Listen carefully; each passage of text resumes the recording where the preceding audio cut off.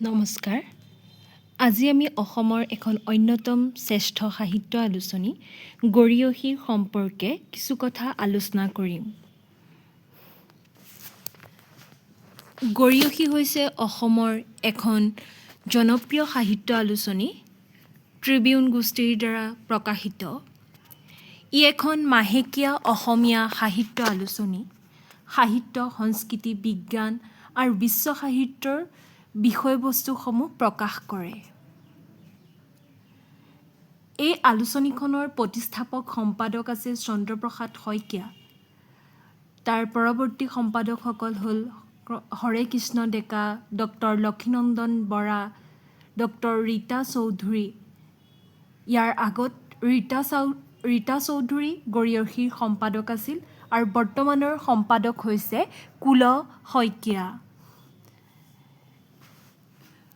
গৰিয়সীৰ সাফল্যৰ কথা যদি চাওঁ, আলোচনীখনে 3বাৰ সৰ্বভাৰতীয় কথা পুৰস্কাৰ লাভ কৰিছে। ইয়াৰ তাৎপৰ্য হৈছে উচ্চ সাহিত্যিক মানদণ্ড জাতীয়ভাৱে স্বীকৃতি লাভ কৰিছে আৰু এই আলোচনীখনে পাঠকৰ আস্থা বৃদ্ধি কৰে। এই আলোচনীখনত কেইবাটাও উল্লেখযোগ্য ধাৰাবাহিক ৰচনা প্ৰকাশিত হৈছিল। তাৰ ভিতৰত যাক এৰি না শিকে উপাম, লক্ষীনন্দন বৰা, কালান্তৰৰ গদ্য ধ্ৰুৱজ্যোতি বৰা, ছিন্নমস্তাৰ মানুহটো মামণি ৰয়ছম গোস্বামী। তাৰোপৰি ফাগুনত আজাৰৰ ফুল মেদিনী চৌধুৰী, এটা আলিবাটৰ ইতিকথা পূৰবী বৰমুদৈ, মহাভাৰত বিশ্বাস আৰু বিস্ময় চন্দ্ৰপ্ৰসাদ শইকীয়া ইত্যাদি বহুতো উল্লেখযোগ্য ৰচনা এই আলোচনীখনত প্ৰকাশ হৈছে।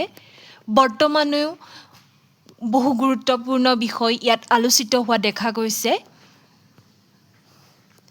গৰিয়সী কেৱল এখন আলোচনী নহয়, ই অসমীয়া সাহিত্য, সংস্কৃতি আৰু বৌদ্ধিক চেতনাৰ এক গুৰুত্বপূৰ্ণ বাহক।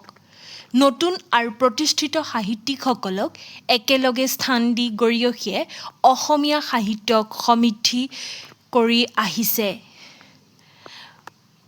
বৰ্তমান সময়তো এই আলোচনীখনৰ মৰ্যাদা যথেষ্ট আছে।